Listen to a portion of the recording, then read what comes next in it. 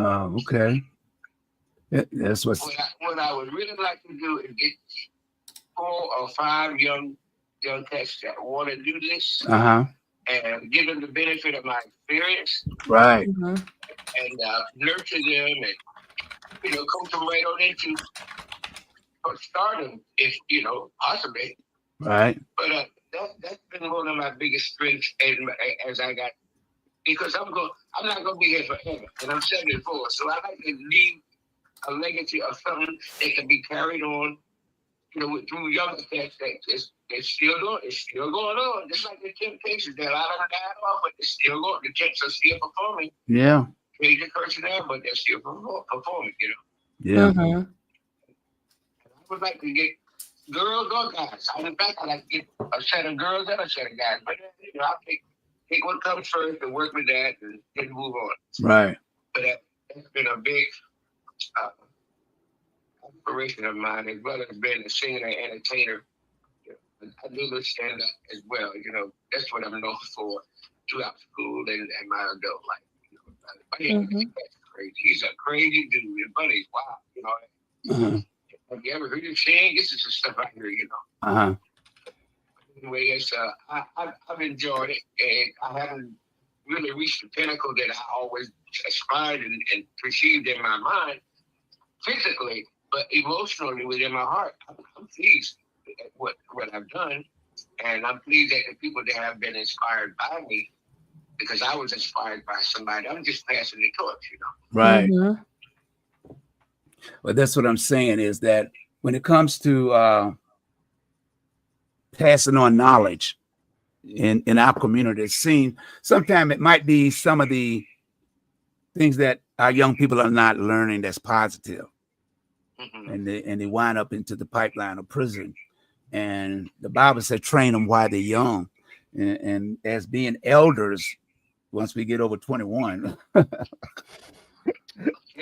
Once we get over 21, we are the elders, and we're supposed to reach back and be able to touch somebody so that they can get to do the things that they want to do and be accomplished and stuff.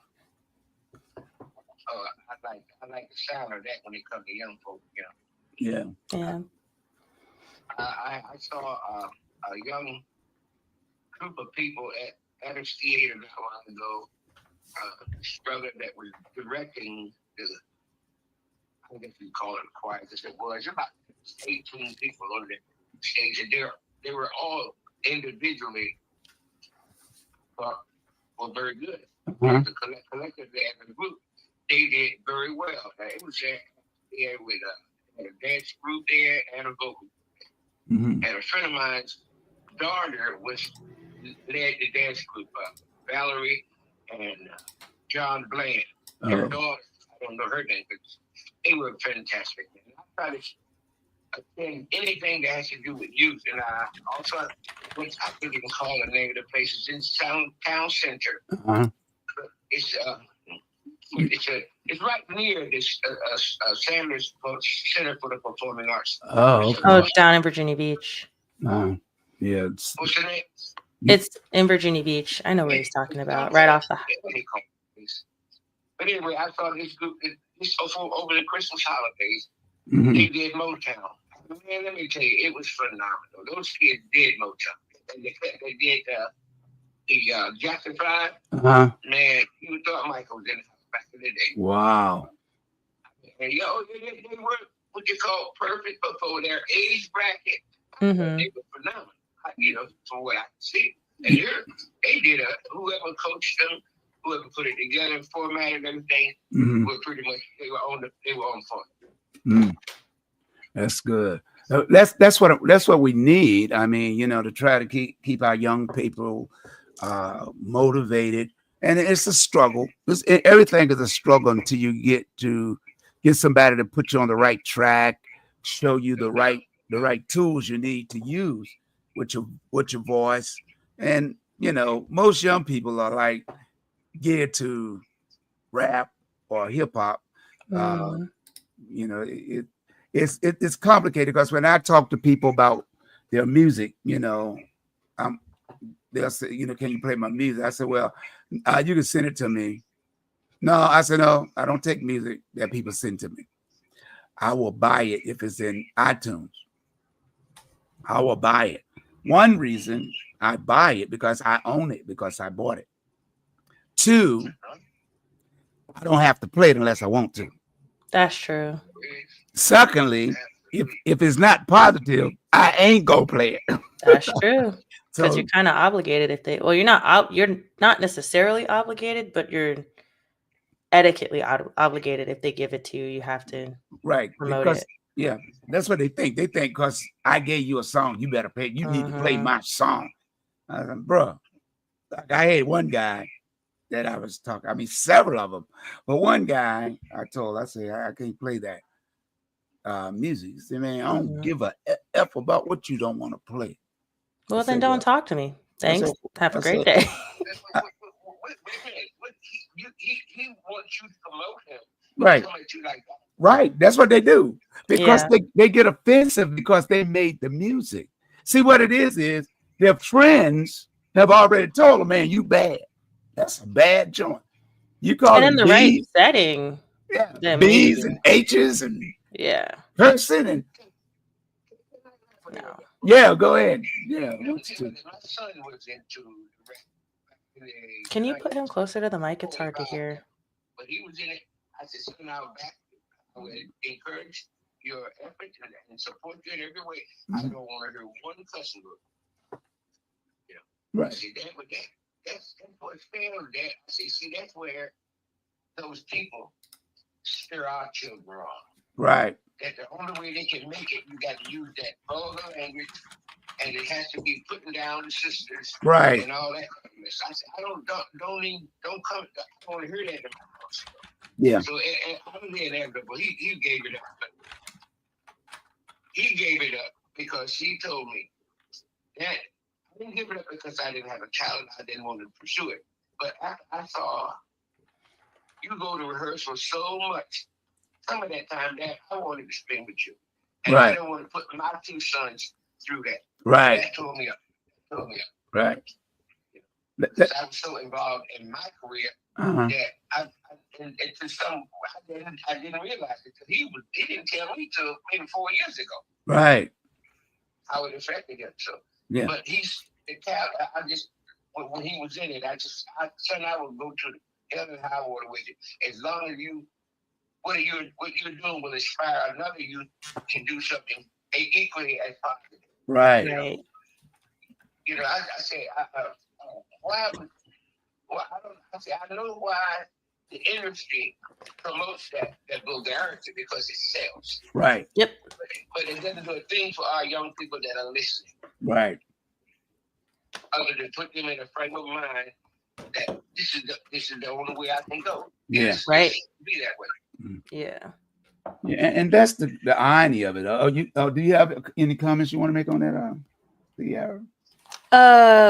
No, I agree. I even in listening to music in my own time as someone in my 20s, I try to balance it between what my mom would call ratchet music and actual sustenance that I listen to, because I feel like there's a time and a place. And if I'm at the gym, sustenance isn't really going to fuel me. I have to get through the workout, and I have to have the desire to push through it. And a lot of times that the music that gives you or at least the music that I find that gives you a message, because my friend actually finds some pretty good message music with great beats. I haven't quite found that knack yet, but mine is more soothing. So I can listen to the Bible play, and it just is like an audiobook to me, but it doesn't give me that fuel to push through exercise. But driving, it'll calm me down. So I'm a much more mostly considerate driver when I'm listening to it or something like that. But I wouldn't want those things to seep in my mind all day long. And even when I have those songs, I'm mindful of what they're saying in the music, because if I'm singing the song, then I'm professing that for my space too.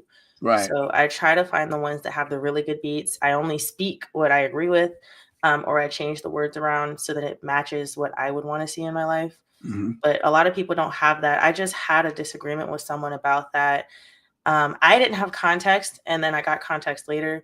But all I heard was him saying he's a lost cause. And I was like, please don't say that. Right. Like I value you too much to ever hear those words come out of your mouth, song or not. So why would you say that about yourself? Because you're putting yourself in a space to say that you don't deserve, you're less than, you lack the skills, the resources, the abilities to get to where you see yourself in life. And that's not how I see you.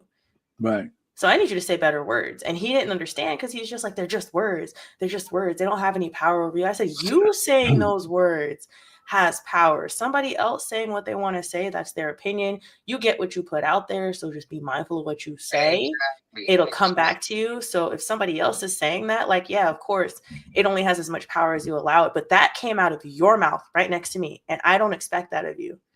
And I lectured him and he didn't get it and he still doesn't get it. But when I heard the song, I understood how he got comfortable saying those things. It was it T-Pain? I think it was T-Pain, and he redid Tennessee Whiskey, but he slowed it down Mhm. or he sang it in a different way.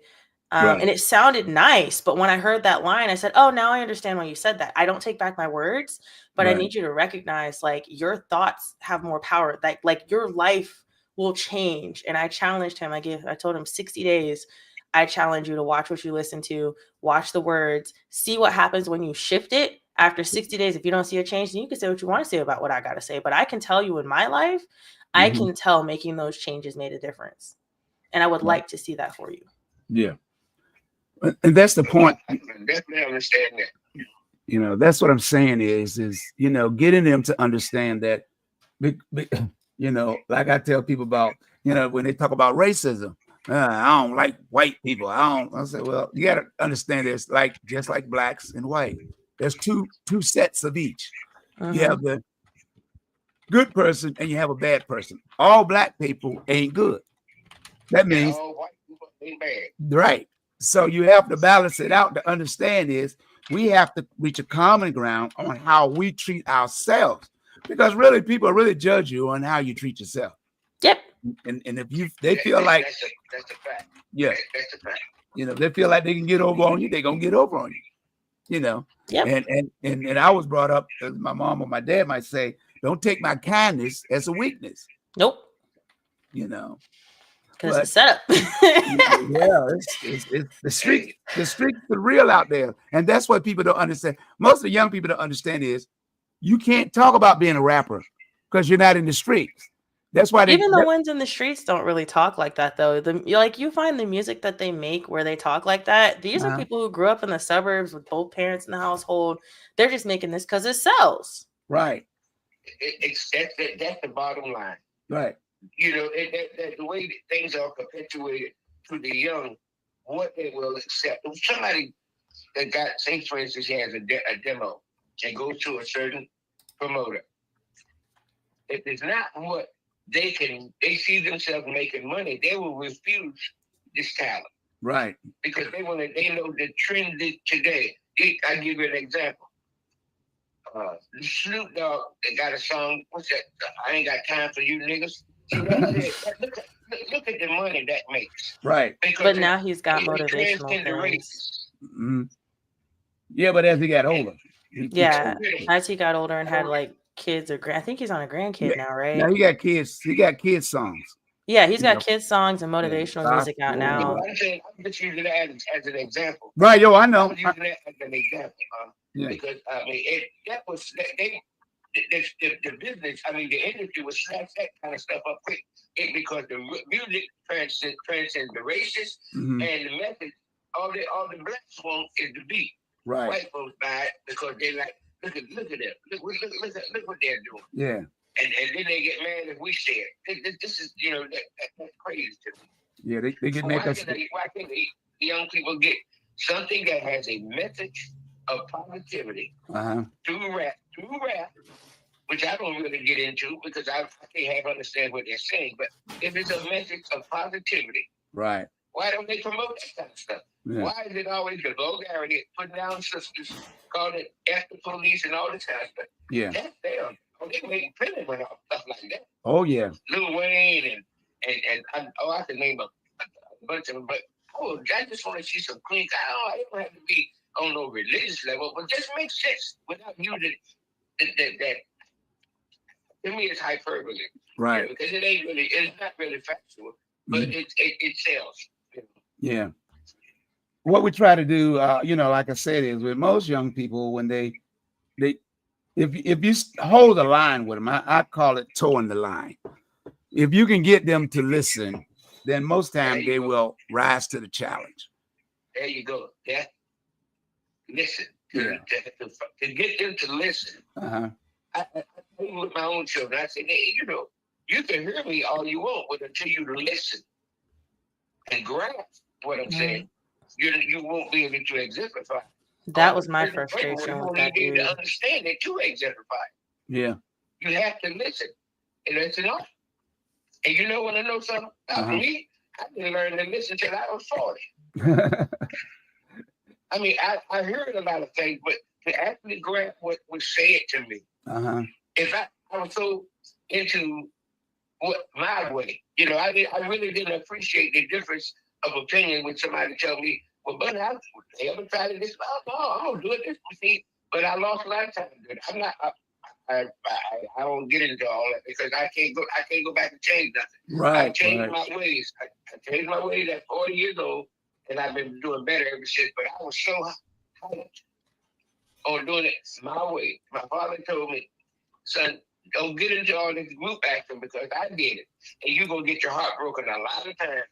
I didn't listen. And he was absolutely, man, he was right. Ego is the biggest hindrance in young blacks trying to work together. Ego. Right. Yeah. And that's if one is known for being a serious rapper, I mean, they call it, he can spit, and then you got a guy that equally talented, but he's not known. So he has to get known. And when he get there, he get that ego, but everybody has some type of ego to some degree. Right. But if you don't let it be so excessive that you take your prize and the capability of another person who could be equally as talented or more so as you are. Yeah. You're not the best. Everybody that's good, there's always somebody better. Hello. Yep. I try to drill that in my kids, and I'm very happy with the success of my children right now. Yeah. All I know is if you have to really talk to them, and if they grasp, because I got people they comedians and they don't like. One of my son's friend, I'm like, yo, bro, you ain't changing music yet. You still using the N word. I'll joke with him. He said, no, man, that's what it is. It's what people want to hear.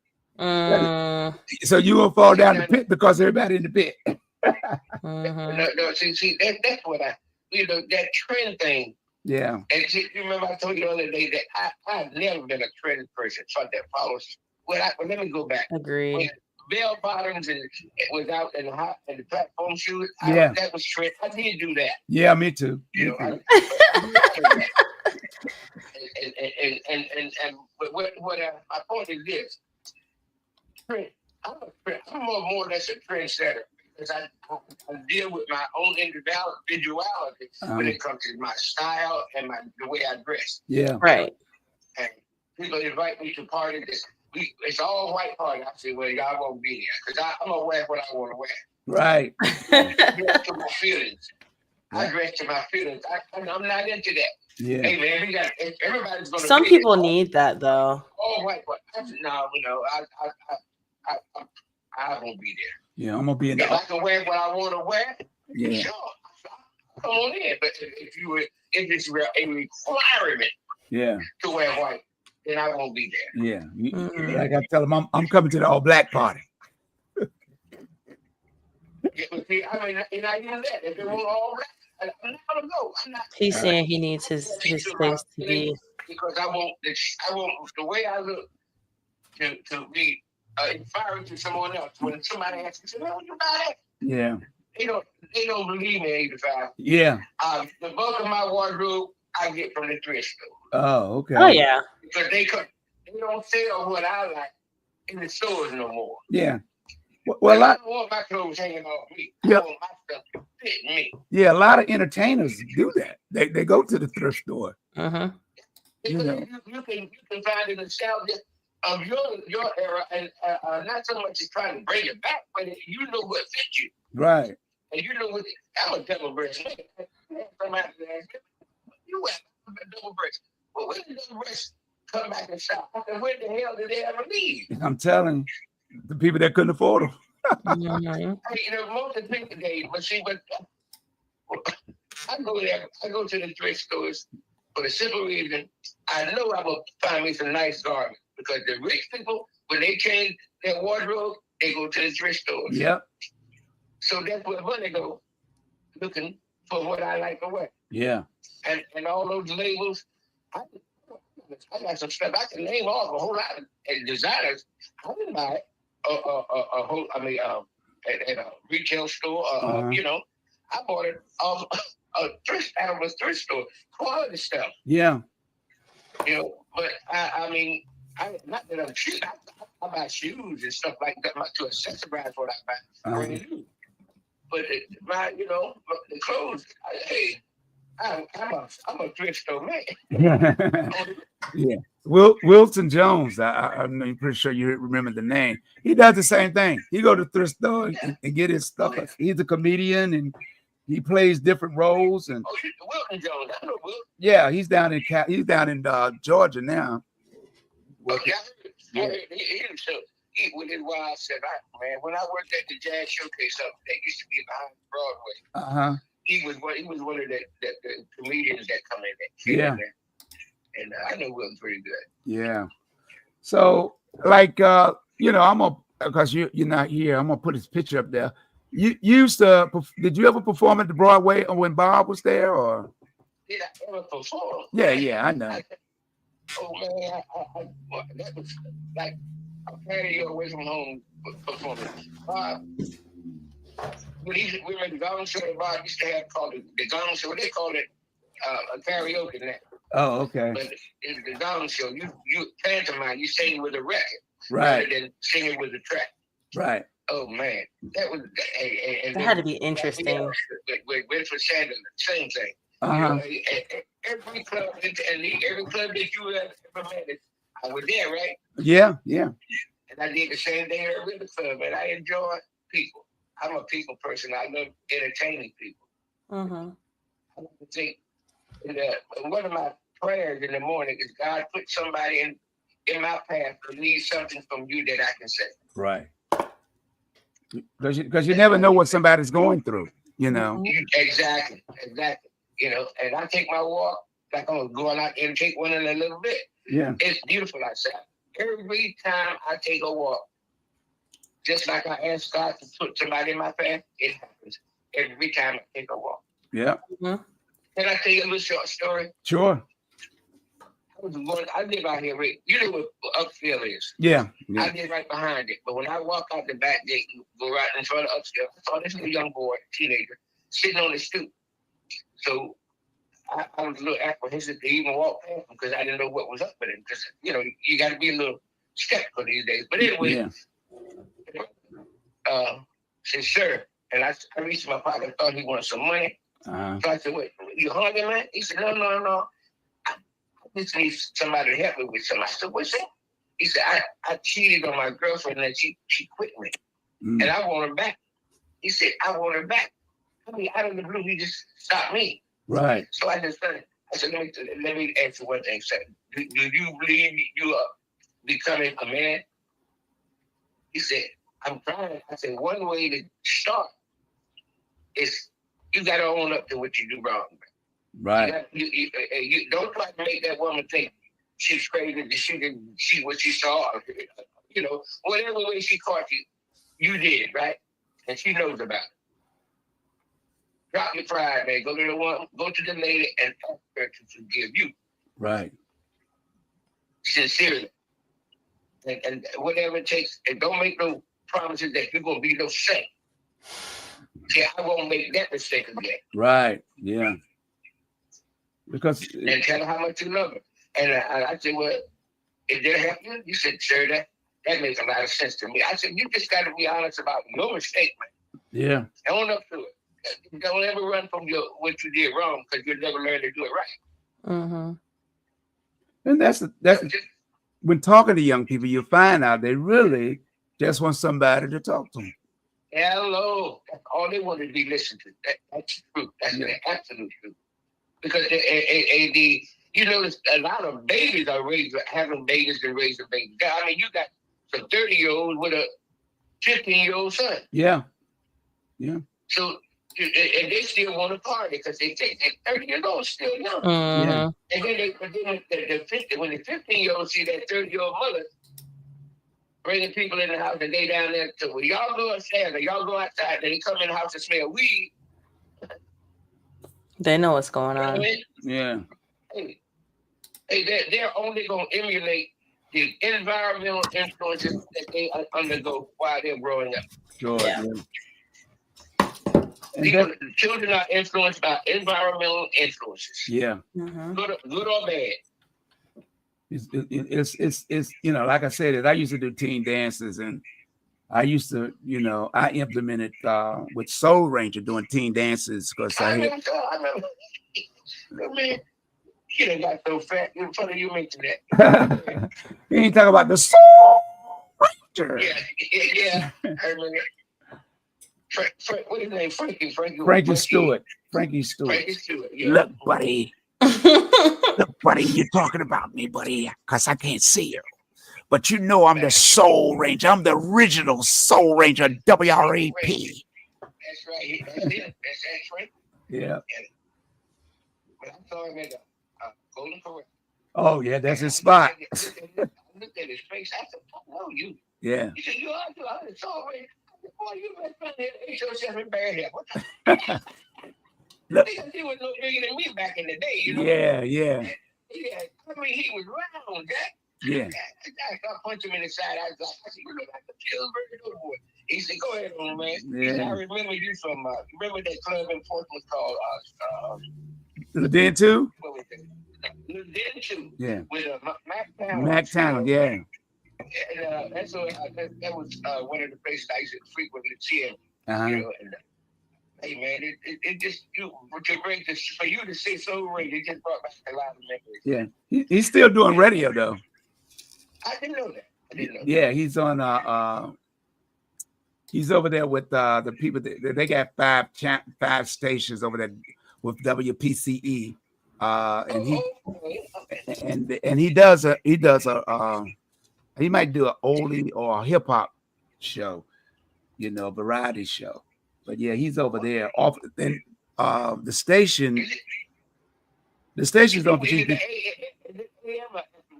I think that might be FM because it's in North Carolina. What's the show guy used to do the gospel on WPCE? What is this? He's the older guy. He got me in the days about that. Was that Don Eastman? No. Man, my memory ain't as good as it used to be. Yeah. I'm telling you, what is this guy's name? You used to do. He's everywhere, man. He's a tiny guy, but he was back then with Bob Jackson, Jack Holmes, and all that bunch. When he was on the radio as well. I say his name, you say, "Oh man," but I can't. I can see the face, but I can't. Right. I can't pull up the name in this computer of mine. I probably know. I tell you what, he invited me to come on the air with him, but you got to be there 7 o'clock in the morning. Yeah. Oh, you talk about I know you're talking about. I just can't think of the name right now. It's an AM station. Yeah. And he said you got to be there by 7 in the morning. Oh man, it's keep trapping that reminder. Oh, you talking about Chester's brother, the short guy. With Chester Lee's brother? Yeah. No. David Joyner. Yeah, that's his brother. That's Chester Lee's brother? Yeah. I didn't know that. Yeah. Joyner, yeah. Hey man, how you doing? I ain't seen you in a long time, man. Yeah. Y'all want to come on the stage. That's how he talks. Yeah. But you get up that early in the morning to go on the air with him, it's only for a half hour. Right. It's not much when we discuss it or transmit it within that Mm-hmm. to get up that early in the morning. But I told him I would get with it. I just said, hey man, I don't even know it's a word 7:00. Right. I'm You just know? I'm just going to bed. Right. I mean, I worked nights all my life. Right. So I sleep in during the mornings and afternoons. But and that my body just I'm programmed for that. Yeah. Because I've worked the hotel business for 42 years, and I've always worked at night.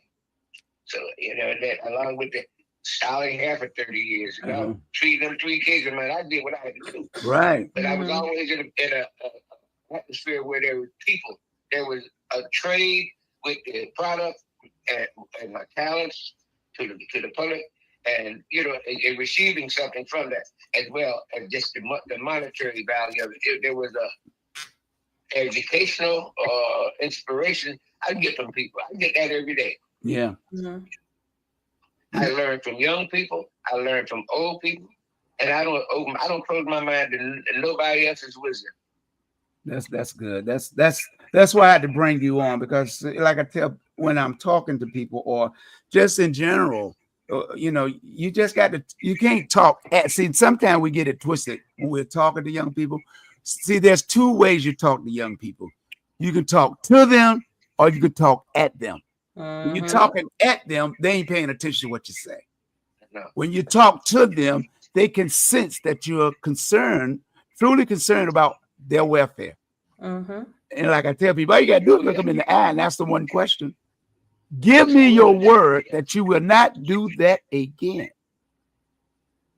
And if you see them moving their head from side to side, looking down to the ground, scratching their head, hey man, yeah, I ain't got to give you my word because it's in Scripture.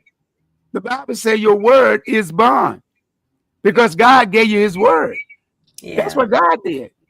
That's why even though they may not even know the Scripture, they may not know the Bible, but they will not give you their word.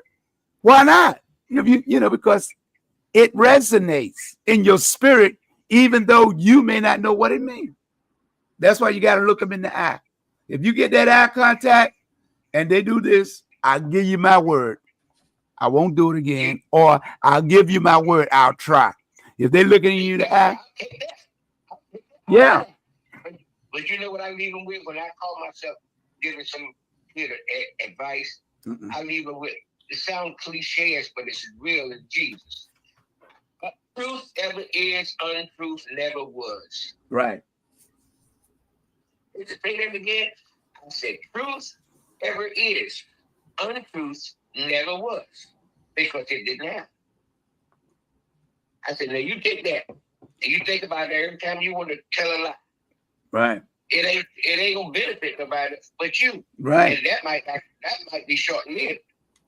Yeah. So hey, and the truth don't need no explanation. Right. It is what it is. Yeah. But a lie is illuminated. Yeah.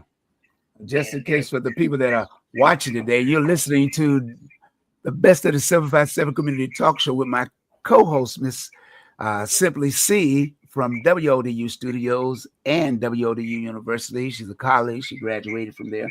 And our guest is the one and only, the Best of the 757 Norfolk native, Bunny Brown, as we talk about what it takes to be in this day and time to talk to young people and to try to encourage and motivate them to do positive things. I never told you, but I did 1 year at ODB. Oh, you did? Oh, okay. Back in 74. And I went in there from September 74 to June of 75. Oh, wow. I was in there for fine arts, but I had an English teacher that was an author. Oh. And he wanted them 500 word weekly, 500 word theses. Yeah. Out of there. Yeah.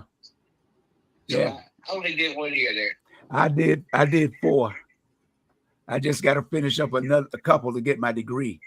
But Uh-huh. you know, it's, like you said, it's a lot of paperwork, a lot of research, and you said you had a 500.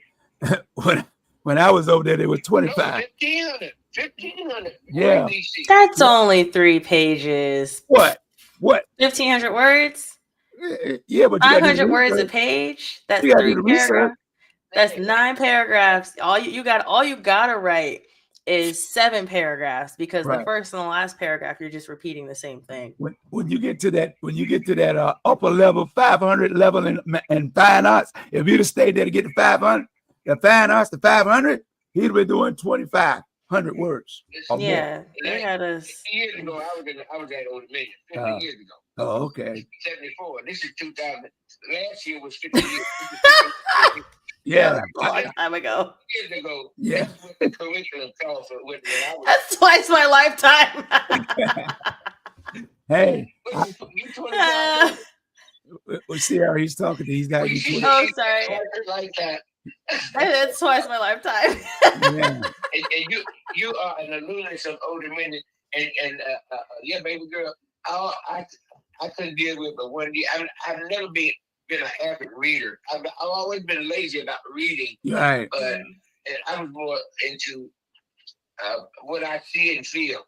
Yeah. Right. Which But is why then you chose if the I like arts. something, I'll read that. But if you refer me to something, I'm a little slow about reading it. But once I get started and see what you started beginning to see why you referred me to that, and I grasp it, I'll read that. But Yeah. I just go to the library on a weekly basis, like a couple of ladies I've dealt with over the years. And then I had a lady friend would go get 5 books out of the library one Friday, and that next Friday I've read all of them and go get 5 more. I used to be like that in grade school. Yeah. Right. When I went, I don't talk when I go to school. I went to college for 10 years. I started in 2007. 2007. I went, and people are like, why are you so quiet?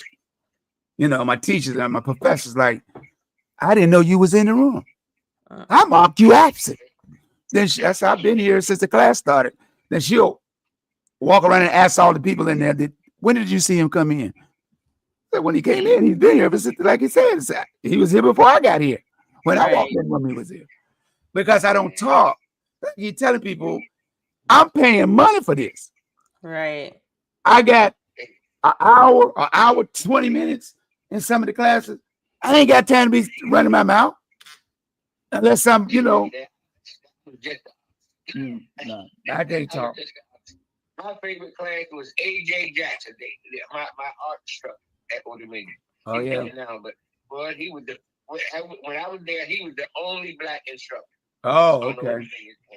I heard the name. A.J. Jackson. He taught me how to paint. He taught me how to use your paint with acrylics. Because I was drawing with the paintbrush. He said, no, Mr. Brown, you're using the paintbrush like a pencil. Right. He said, you don't draw with the pencil. You blend in the colors from light to dark. Right. Dark to light. Yeah. So it looks, if you want to paint that a vase like you got there, you have to give it a spirit bottom and then make it narrow as it goes up like that.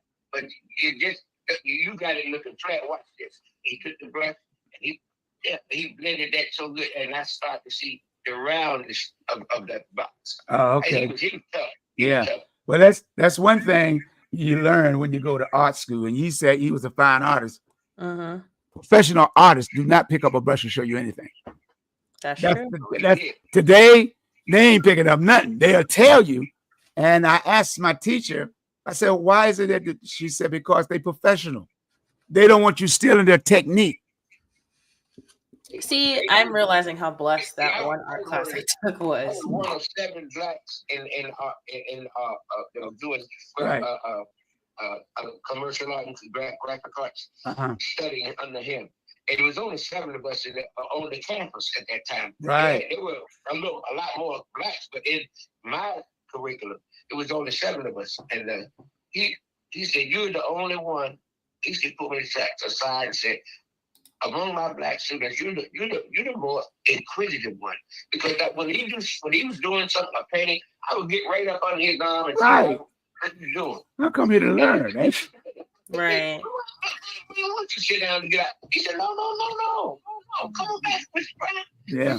He said, this is how you learn. Right. He's not bothering me. He's trying to learn. Yeah. Same thing when I went to beauty school. When the instructors were cutting hair, I would get the clothes to them with their clothes because I wanted to know why they angled it that way and have it to fall a certain way. Hey, I feel right. And he was impressed with the fact that I wanted to learn so bad that I was, you mind if I get a little closer and see what you're doing? Hey, he didn't have a problem with it. Right. Mm-hmm. Classmates had a bigger problem than he did. Hey, But bro. he was very conscientious about your learning. If you were eager to learn, he made sure you learned. Right. That's what happened with me going to school. I'm getting in arguments with. They argue with me. I don't argue. Period. But they Right. will be challenging me if I say this is the title of the theme of my painting. This one guy, man, the teacher had to calm him down because if he's not, he might have got knocked out. Because I keep trying to tell people, I ain't gonna argue about nothing. But you ain't gonna challenge me because you in front of about 20-some people and thinking that you're gonna talk to me any kind of way. And he about 20-some years old. Man, that ain't what the theme is. Man, you don't know what you're doing. I don't see it. The teacher say, hey, what did he see? It's not what you think it is. It's what the creator. I'm the creator. Mm-hmm. But he's trying to. That project. What can he tell you what's right or wrong about it? That's what he tried to do. And the teacher had to calm it down, and he told him, That's your creativity. right. He said that's his creation, and if you keep on, I'm gonna give you a 0 for the class today. That'd be crazy. Say just keep on. And then when I got to my 400 level class, and to learn how to critique, you had to take a class to learn how to critique artwork because you got all these classes you got to graduate with. Mhm. Yeah, and the teacher called. I had to go up, and that was like a 1,200 page. That was a 1,200 page. I had the page I had to write on it, and he called me up, and I was explaining, and he was like, "Okay, he said, he said, well, you would have probably he said, I'm gonna give you a B plus. Mm-hmm. I would have gave you an A or higher, but you're not a critic. So you was using all these words that I know you don't know what How they does he mean. know? He can't know because I ain't using nothing. I don't know what it means. That'd Right. be ridiculous if you call me on it. And then he says, I don't do that. yeah, you're not a professional critic. I know what I'm saying. Yeah, because you ain't getting, they look at you're not getting paid. He was a professional critic, Right. and book writer and stuff. He said, I'm gonna give you a C, I'm gonna give you a B plus on the paper. But I just want to let you know, don't write another paper like that because you're not a professional critic. As long as I pass, as long as I get a good grade, I ain't caring about all that stuff. I don't care. That was me. As long as I got a C, I was an A student that didn't apply that capability. Right. I was satisfied with a C. And I was married at the time. My wife said, "Baby, you too sharp for that. Why you can't get past making anything other than a C?" I said, "It's passing, ain't it?" Right. That's what. If you apply a little more, you can get a B or maybe an A. So Yeah. Right. You know that. I went to I didn't apply my foot to the fullest. I didn't. when I went to ODU and Tidewater Community College. I transferred from Tidewater Community College to ODU. When I graduated, I got right now I got 200 and some credits on my transcript. 200 and some credits. I went to before I went, I had tried to get to Old Dominion. To Norfolk State, but for some reason they weren't just there. And they weren't returning no calls. There's During the like that summertime. I'm finding because my cousin went there and I was telling her I was thinking about doing my master's there, and she just said it wasn't the best experience with administration anyway. Well, it's just a little experience because my teacher at Old Dominion, at Tidewater Community College, he became he got a professional.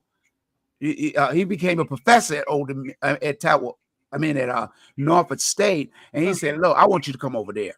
He asked me See, to come that's over. different. He said, Yeah. "Look, come over. I'll show you the studios and walk you around and introduce you to some of the art teachers over there." Because I was in his photography class. He said, "But you're good. I want you to come over here with me." Mhm. But I called after, nobody never. I just when I called ODU, or what you call it, told me to come in. He said, "Hey, can you come in tomorrow?" I said, Mhm. "Yeah." He said, "Can you, bring your portfolio?" And I done did a professional portfolio. I got 2 or 3 of them. I got about 4 professional portfolios in my Mhm. classes. I wasn't thinking when he said it. So when I went over there, I carried about 20 some paintings. I carried 24 oil paintings and watercolors. And when I walked into the art, he said, "Go in the studio and set your paintings up." I set up every easel in there. I didn't have enough easels. He walked in and he said, he looked around and said, "Wait a minute, is these all of your paintings?" I said, "Yes, sir." He said, "You painted all of these?" I got all mediums. I got watercolor, oils, pastels. I got inks. And he said, "And we ain't got to talk. We ain't got to look at no more. I do not have to look at no more. Come to my office. I'm gonna sign you up right now." Yeah. Did you work with acrylics? Yeah, I work with all of He them. did that. Yeah, I was gonna say Henderson Vaughn has done a lot. Well, with acrylics, you just got to keep your brush wet, and to keep one that's not wet. Just when you blend I it. told you I was drawing with the brush instead of stroking it. Yeah. I hadn't really learned the technique yet, like Mr. Jackson took an interest in me. Yeah. But he was a famous, because I think that when I signed up to go to Tidewater Community College, the lady that signed me up, she knew him. And he was well known. yeah, but I think that, if I'm not mistaken, he was the one that they didn't want to put a painting in Chrysler Museum. If I'm not mistaken. He was awesome back in '74. Man, he had write-ups in the paper. Or that's what I'm saying. He was a professional, but don't you know, it ain't been but till lately that they had black people paintings in Chrysler Hall. That's what I'm trying to tell you. Really? Yeah, I went to school in I signed up to go to a college in 2010. Mhm. And I talked to the lady when she signed me up. She said, "Chrysler don't have no black people art in there." They just started. And when the paradigm was over, and they gave all the government, Biden gave all the people $150 million for the Afro-American community. They gave Chrysler, the city of Norfolk gave Chrysler Hall $60 million. And they still ain't had no black people. That's crazy. But they got it in there because they got it. I went to the meetings and people were like, "That's why they got black folks. You can't go on no float there. They got everybody. They got all kind of black folks out in there." Oh, okay. They do now. But before they got that, because see, Chrysler Museum is a private museum. Right. It's owned by Chrysler. They get the people that do the cars. Right. They own the business, yeah. Right. They who own Chrysler, they the only one that use the Chrysler Museum. They own it. But after out of the town meetings they had with the city council, they gave them $60 million. They didn't think it was fair. That's when Chrysler decided to let black people put art in there. They have a whole rooms there with black people art in there. I guess that's good. And just showcase. shouldn't have taken that much. Yeah, because most people didn't know. Yeah. Most of your African art, you know where it was? Down in the basement. Oh, they had it. They just didn't post it. They didn't post it up top. Yeah, nah. They didn't display it. They didn't display it up top. They I spun didn't realize they it had in it. the basement. They got the sarcophaguses, but that's so heavy that they said will fall. It'll weaken the floor. They didn't have a floor, so they leave that in the bow. If you go down in the basement, or ask them that you see the sarcophagus of a mummy, They got the sarcophagus of Amun. That joker's heavy, Okay. you know, and original from Egypt Right. and stuff. And it's you can't even move the top. You can't even move it. Yeah. They have to move that with they have a forklift there to move Mhm. it. So, but I'm gonna get ready to wrap it up because we didn't come getting close to the end. You got the final words, Mr. Bunny Brown. Well, I'll tell you what. First of all, I thank you for having me, and I would like to come back again where I can visually be. Oh yeah. I like my expression to be seen. To Right. As sincere. Oh yeah. We definitely gonna bring you back. Well, I appreciate that. That's what I would like. I appreciate you having me back, and I'd like to get a chance to meet the young lady in person, and we can build together. Right. You can see. Well, when you look at it, because I sent it to your page. Once you go off, it'll be on your page. I mean, it's already there. You can look and see. If not, then call me. I'll send it again. But Okay. what we do is this is history. This is the 757 history. Our history. I decided to start doing history of our community and the things that people should be knowing to educate our future generation. We got all the national artists. I mean, we got all the national Black people, Martin Luther King. We might have Megan Everett. We get that they get mentioned, or Malcolm X, and stuff of that nature. Well, what about the local people that young people see every day but don't know who they are? That's a good question. And I'd like to come and do say maybe 3-song performance. Oh yeah, we can work that out. Okay, we that's in the future. We can talk about that some other time. I would just like to exemplify what I've done and what's my style, what my style has become over the years of doing everybody else's style. I got my own style as well. Right. I would like to present that. But at any rate, hey man, when it's convenient, give me a call and we'll schedule it, and I'll come back. Oh yeah, no doubt. We can do. I can always book it back for another engagement in the future because I got other people when it already booked and waiting to come on. But if somebody canceled, then I can always bring you back as early. Okay, that sounds good to me. Yeah. And little lady, until we have a pleasant one and keep on doing what you're doing, man. You too. Thank you so much. All right, Bunny. Most welcome. Talk to you later. So you all both have a pleasant day. You too, Bunny. You too. Bye-bye. That was the one and only 757 legendary Bunny Brown, R&B singer from the 757. And he will be back. Unfortunately, I wasn't able to get him on with the link, but we'll get that technical difficult worked out. He's working and going back in the studio to work on some new material as well. And you got any closing words? Simply C. Or you got anything coming up that people should know about?